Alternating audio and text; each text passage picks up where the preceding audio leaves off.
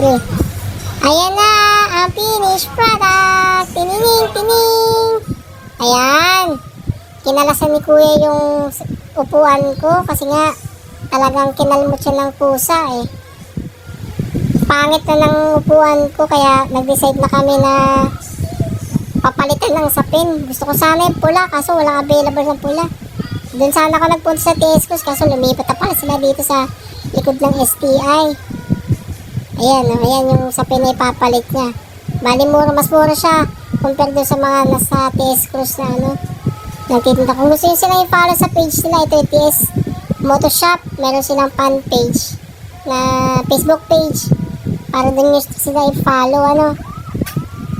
Yan.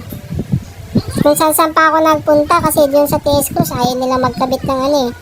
Ayaw nila magkabit ng cover ng ano, ng upuan. Parang tinatamad siguro sila. Eh, pagtingin ko, gusto ko sana yung pula na may APR na logo. Kaso nga lang, siguro ayaw talaga nila magkabit, tinatamad sila. Kaya, naganap ako ng iba. So, yung nakita ko sa Google Map na auto shop, is wala na.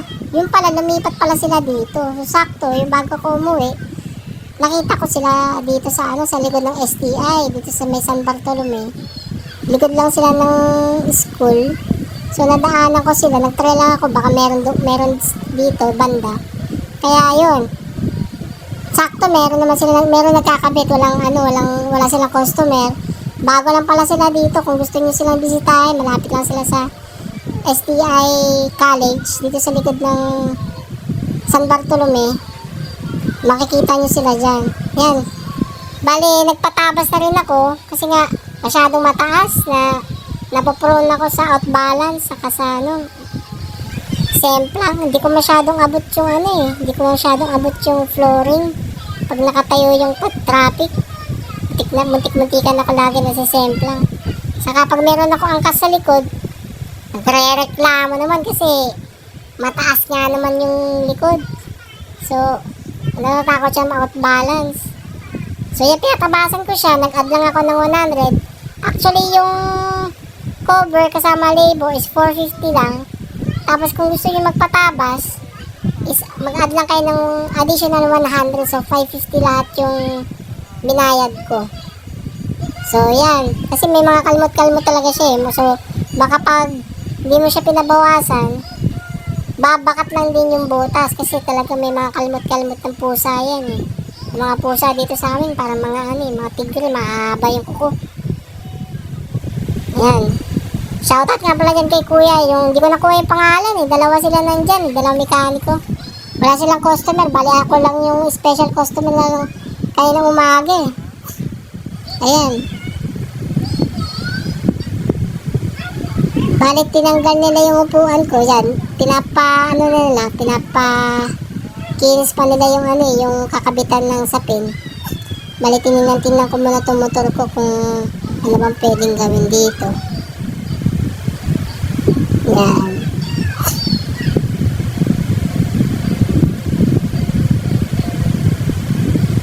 Kailangan kasi pantay talaga eh, para pag nilagay na yung sapin, pantay yung pagkakaupo. So, hindi magre-reklamo yung rider o ako hindi ako magre-reklamo na hindi pantay yung pagkakakinis nila ng ano. Meron silang kutsilyong mahaba eh, pang ano nila eh, pang-cut nila ng foam. So, yung kung gusto rin hindi magpakat ng foam, pwede naman, kung design, pwedeng flat, diretsong flat, konting bawas, papakustomize ka ng upuan, pwede naman. Sa akin, pinabawasan ko lang ng konti para medyo abot ko yung flooring, yung semento sahig, para pag traffic, hindi ako mahirapan. Saka meron sila dito, pangkadkad ng foam. Sa iba kasing YouTube, nakita ko yung pangkadkad ng keso eh. Kanila naman, lata, para magpantay yung kinat nila na foam, para pag nilagay nila yung sapin, talagang lapat na lapat ang ganda na pagkakagawa ni kuya dyan pagkatapos niya. Gusto ko sana yung pula kaso hindi ko type yung logo eh. Ayan yung sapin na ilalagay. Bali gagamit sila ng pressurized na gun tagger. Kasi pag gun tagger daw kasi, mas marami yung bala na nabaluktot kasi yung nabaon. Kaya yung mga nagkakabit ng upholstery, ng mga sapin, bagong sapin sa motor, yan ang ginagamit nila para talagang hindi babaon. Kasi pag hindi na masyadong baon, katagalan kasi, lumuluwag siya. Lumuluwag yung foam. Ay, yung sapin, lumuluwag siya. Saka di na sila naglagay ng plastic kasi pag naglagay doon ng plastic, yun din yung nag-create ng pagluwag ng cover ng motor. Kaya di nila nilalagay ng plastic. Hindi naman daw yan mababasa yung loob. Kasi waterproof man yan. Bali, ang nagastos ko dyan, bali 550, 450 sa cover, 100 dun yung tabas. Bali, sa 450 na cover, kasama na labor dun. Bali, yan, nag-aalala nga ako dyan kasi baka hindi siya lapat na lapat kasi yung unang tingin ko pa lang may mga kulubot. Pero sabi naman ng isang mekaniko is mawawala lahat yan. Parang hihilutin yan hanggang sa maglapat-lapat na yung sapin yan sa sa buong upuan. Akala ko hindi magkakasya kasi kapares lang siya ng sa TS Cruise eh. Ayaw lang talaga nila ayaw lang talaga nilang tumanggap ng trabaho. Gusto nila pa isa-isa lang. At tinatamad ba? Ayaw ba sa kwarta? Gusto nila pa isa-isa lang yung customer. Eto, diretso ka agad. Buti walang customer, ako lang mag-isa. Kaya na-assist ka agad yung pag-repair ng aking upuan. Kasi sakit sa mata eh. Parang 1 year pa lang yung motor ko, parang parang sa tingin ko 10 taon eh. Dahil nga sa mga kalimot ng pusa eh. Dito sa mga kapitbahay namin, saka yung sa sister ko may mga pusa, diyan sumasampa dyan. Favorite na yung motor ko eh. Kaya talagang lumaki yung kalimot eh. Kaya ang bilin sa akin ko, kailangan may cover pa rin para hindi na siya papatungan ng pusa. Sayang naman kung kapapalit lang sira na naman. Ayan, bali pinapantay-pantay na ni kuya yung motor, yung sapin. Sisipat-sipat ni kuya yan syempre para maganda ang gawa nila. Babalik kumbaga pag maganda ang gawa kasi ng isang mekaniko, talagang may tendency pwede kang bumalik sa kanila, or kung pangit naman, never mo na silang balikan. Katulad ng dati kong pinupunta sa Dahlia, hindi ko na talaga babalikan yun kasi hindi sila okay kausap eh. Gusto lang nila tumanggap lang ng bayad talaga eh. Tapos yung produkto nila pag nasira, wala na, tawanan ka lang nila. Pero meron talagang ibang shop, sana hindi ito kagad masira. Medyo okay naman siguro. Kaya sisigurado nila na bago lang sila dito, mga 2 weeks pa lang bago gusto nyo puntahan.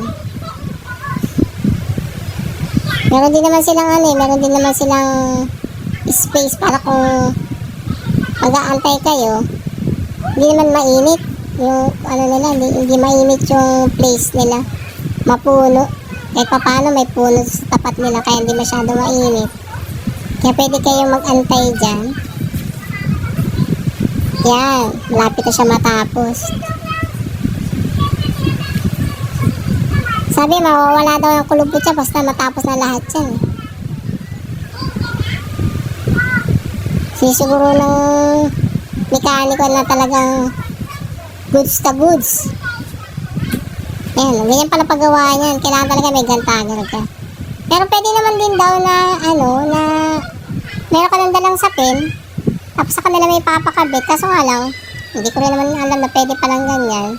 So yung labor nun, hindi ko rin natanong. So i-comment nyo na lang kung sa iba magkano yung ganyan. Kasi nakita ko sa Shopee kung magkano yung cover, less than 150 pesos lang. Kasukatan ng sapin ng NMAX ng Motorstar. Bali Motorstar pala yung motor ko. Kaya sakto naman yan sa, ano, sa katulad ng mga NMAX na, ano, na mga cover.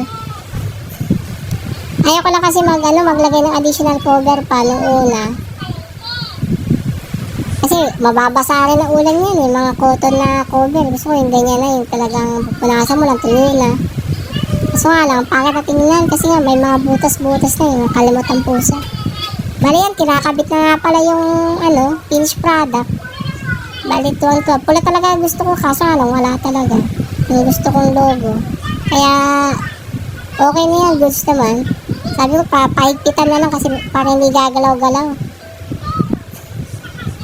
So, enjoy na naman ako yan. Abot na abot ko na yan. Yan ang finished product. Bali, pinapahigpitan ko lang yung lahat ng tornilyo. Para madali lang siyang isara. Yan. Kukubera na ni Kuya yan. Ay, hindi pala. Higpitan na ni Kuya tapos itatakip na niya. Para makita na natin ang ating finished product. So, yan. Kung gusto nyo ulit pumunta sa kanila, nasa likod lang sila. Malapit lang sila sa likod ng STI. Bali yung papuntang SB Road, dyan, madadaanan nyo sila dyan. TS Motor Shop. Isa lang shop yung makikita nyo dyan pagkagaling sa likod ng STI College dito sa may San Bartolome. Mukhang sa tingin mo, okay naman siya. Okay din naman ang pagkagawa, lapat na lapat. So yan yung mga cover nila, itim, pula. Nga lang yung pula nila iba. So ito yung lang yung nagustuhan ko. Ayan na yung finished product niya. Taran! Wow! Amazing!